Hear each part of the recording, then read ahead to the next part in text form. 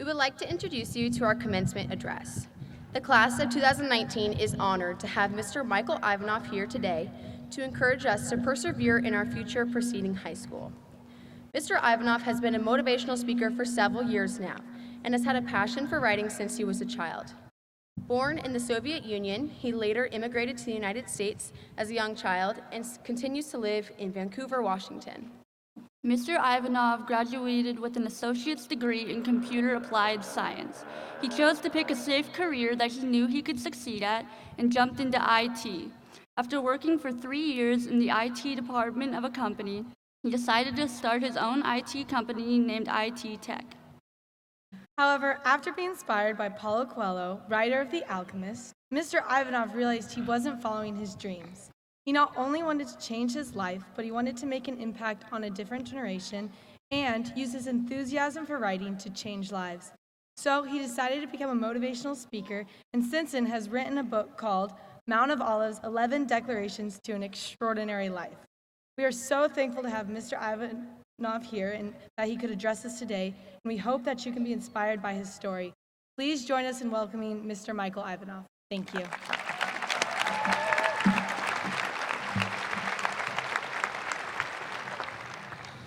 Thank you, girls. You know, when I was an 8-year-old boy, my brothers and I would like to put sugar on top of our already sweet cereal.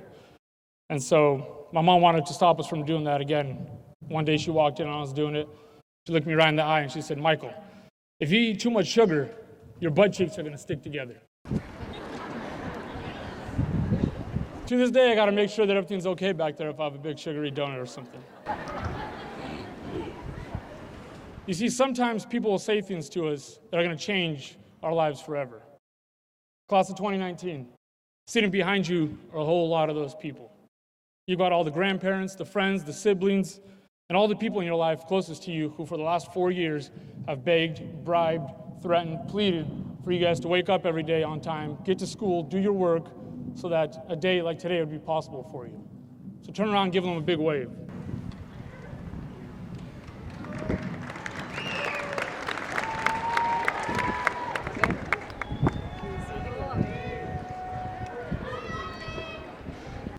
I hope I can also say something to you that might change your life forever.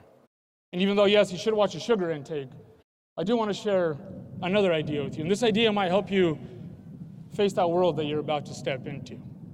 This idea came to me one day after I was done speaking. A man walked up to me, someone from the audience. It was a man much older than myself. And he said, "You know, I was listening to you up there and you were right." And he went on to tell me about all the dreams that he never pursued, all the ideas that he never followed through on, the businesses that he never started, and how bad he wished that he would have never given in to his fears. And you can see it in his eyes, that realization of time wasted away. I can tell you guys right now, regret doesn't look good on anyone. My friends, this is why I was so excited when I learned that I want to be sharing these few precious moments with you guys today. I want to show you how you can live your life without ever looking back and regret. Class of 2019, this day is going to stick with you guys for the rest of your lives. You've got all the friends, the teachers, classmates, boyfriends, girlfriends, ex-boyfriends, ex-girlfriends, and all the friends that you never asked out but you wish you did. You better hurry. Today's your last chance. Because after today, your life's going to be shaped by one of two choices. First choice you have is to step into that world out there with your dreams and your aspirations, and you continue to fight for them, and you commit yourself for the rest of your life to fighting for them with everything that you have, no matter how hard it is, no matter how tough it gets. And if you stay true to yourself, eventually you will bend and you will shape the world into something much more beautiful. Or you can step out into that world out there, allow it to beat you into submission, kill your dreams, steal your identity, and eventually the world bends, breaks, and shapes you. My friends, the best choice here is obvious, but not always going to be easy to make. There's a little story that is shared during our family gatherings. I want to share this story with you guys today. Picture this in your mind. It's a brisk winter morning. We see a 12-year-old Russian boy standing with his feet set firmly on the ground and his shaky hands wrapped tightly around the rough handle of a pitchfork. His wild eyes, they never come off the two men in front of him, and even though fear grips his entire body, he takes a step closer, still pointing the pitchfork right at the throat of two unarmed Soviet policemen. This pitchfork is the first thing he thought to grab when he heard his mother scream coming from outside, and he ran out to find these two men untying the family cow to take it away. This cow's his last source of food. Without it, there's nothing else left for them to live on. All across the country, the government's already taken whatever they needed from the citizens, and now this boy is willing to kill to protect what's left. Two policemen finally realize that this is not a stake worth dying over, and they take off running with the boy chasing after him, but as soon as he returns, he noticed that his mother already packed him a little bag of food for the road. She put an address to a family member's, and she sent him to run. She knew that it was only a matter of time until the officers would return, but next time, they would be armed, and next time, they would take more than just the cow. For 6 years, this boy lived in hiding, and then the war began. And now the year is 1942, and it's the darkest hour of a cold, cold night. Definitely not a night like tonight. We find this kid, who's 19 years old now, lying in a muddy field somewhere near the city of Leningrad in one of the worst battles of World War II. He's cold, he's wet, and out of the 12,000 Russian soldiers that were ordered to attack the Nazi front lines that morning, he's now one of maybe 12 that's still alive. He's lying there and he's waiting for night to come. See, nighttime means that maybe he can get up, run back to the cover of his own front lines and the cover of the dark. But when night comes, the Germans start shooting their flares. It's so bright outside that standing up and running would have been suicide. So he digs in, puts his chin on the back of his palm to keep his face out of the mud, and just as he does that, a bullet grazes his hand just inches from his face. A second one rips through his backpack, nearly tosses him over. The Germans are so close, he can hear their shouts as officers bark orders from the trenches, and any moment now, someone will find him in that field and finish him off. He's lying there and he's wishing for a rifle, shovel, maybe even that pitchfork like the one he had when he was 12. Anything at all to defend himself for even a few more seconds of life. But earlier that morning when they were ordered to attack, there was more men than there were guns. They were handed one gun for every 3 men. This kid was handed a pack of 5 bullets in order to run with the hope of finding a rifle just somewhere along the way. He lied there all night. When morning finally comes, the German soldier finds him in that field, kicks him in the ribs, sticks a rifle to his forehead. And then he says something to him that ultimately changes the life of this 19-year-old kid. Speaking in broken Russian, he says, "I don't know who it is that you pray to, but I've been shooting at you all night, and I could not get you." With that, this kid is pulled from the ground and marched off to serve 4 years in some of the most brutal and horrid concentration camps that our history has ever seen. But now, this 19-year-old kid believed that his life was spared for something greater, and he started to live that way. Surrounded by young men from all over the world, from America, Britain, Poland, Russia, the Jews that were there, he gave up his own breadcrumbs to those on the verge of starvation. Often jumped in, took the place of others, received beatings that he didn't deserve. And just when it seemed like there was nothing else to live for behind those barbed wire fences, he found purpose and hope in serving others. This 19-year-old kid was my grandfather. You see, it's from him that I learned that it was up to me to defend those who can't defend themselves and never stand by watching. That it was up to me to care for the strangers around me. That it was up to me to define my life by a vision. And it was from him that I learned one of the most important things that I've ever learned in my entire life. I learned that there will be moments in your life where everything you thought you were going to be starts to fade away. And in these moments, you'll start to question whether you're even capable of achieving your dreams, whether you even have what it takes to do great things. And in these moments, your willpower will be tested. Your dreams, they'll start to seem a little distant, and you'll start to bend underneath all the pressure around you. But just as long as you don't break, anything is possible for you. My dad would tell us this story every single time we'd be gathered around the dinner table, and oftentimes right in the middle of one of these stories, he would tear up and he would just grow silent for these long periods of time. To me as a kid, these moments felt like an eternity, and then finally he'd start to stir his teaspoon a little bit, and then he'd continue with the story. But you see why as a kid, I never had a problem with believing in myself. I was raised on these stories of extraordinary people, stories of willpower and faith, a willingness to fight for a dream. And so when I was 10 years old, I had this dream. I was going to become an author. Stories in my books, well, they were going to inspire people all over the world.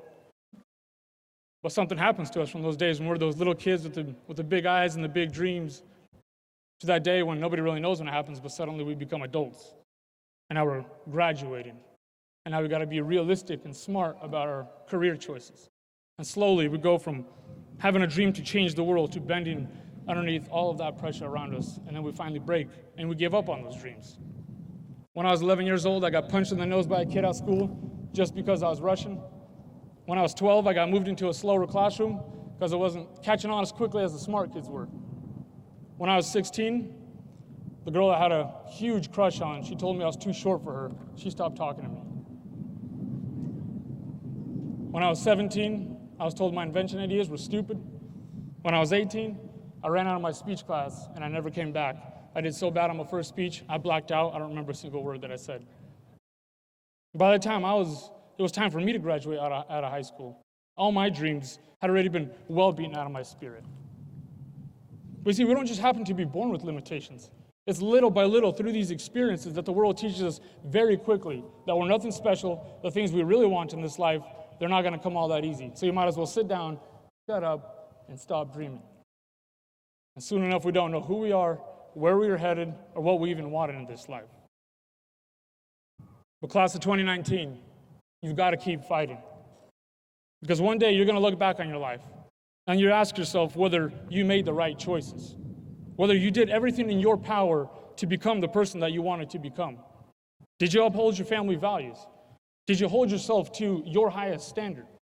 Did you live up to your expectations? Did you follow that little dream that you once had? Or did you settle for the things that just came easy and were certain?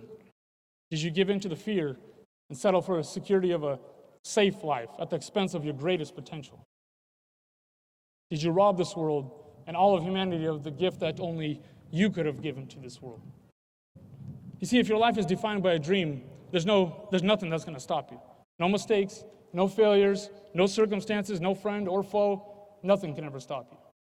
And so from today going forward, your story should be defined by this little dream, by your vision, your grit, your perseverance, and the choices that you're going to make. And there will be times where you may where you find yourself bending underneath all that pressure. Just don't break. You know, when I travel to speak, before I step on any stage, I still have the same questions running through my head every single time. Am I going to be good enough for these people? Do I have what it takes to speak into their lives? Am I enough? And still, I put one foot in front of the other, and I step onto the stage. When I'm writing my books, sometimes the only thing I can think about is the faces of the people that won't like my work, the critics. I think about what they'll say, and still I put my fingers on the keypad and I continue to type. You see, every day there's pressure on us to give up, to give in, to slow down, to play it safe. And every day I feel like I still bend underneath all the pressure around me, but now I just refuse to break, and you should too. My friend, sometimes the world's going to punch you in the face, but this does not mean that there's something wrong with you. They just want you to quit. So don't ever give up and just keep going. When they say you're not smart enough, you don't have what it takes, don't take the bait. Don't accept their offer to slow down and settle for mediocrity. That's just an opportunity for you to fight harder than you ever have before, so just keep growing. When that boy or that girl breaks your heart, tells you you're too short for them, you're allowed a good cry. But then wipe the tears and go find someone who's a few inches shorter than you, so just keep searching. When they tell you your invention ideas are stupid, just keep inventing, and soon they'll be talking about how they knew you in high school.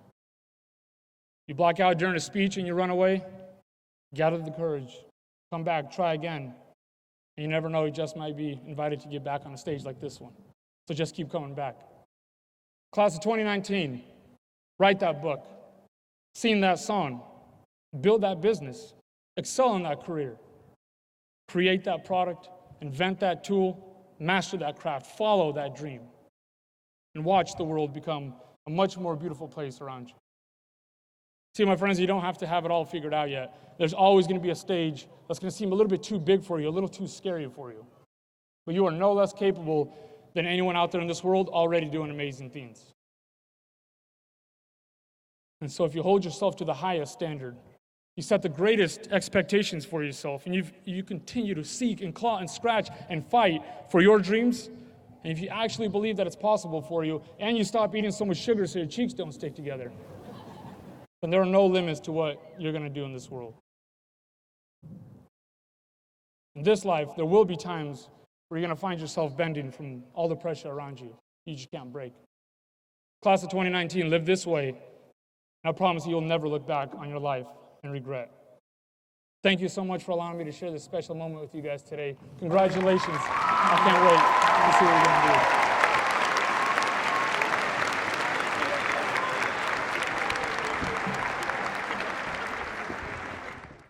do. Ladies and gentlemen, let me present to you the South Medford graduating class of 2019.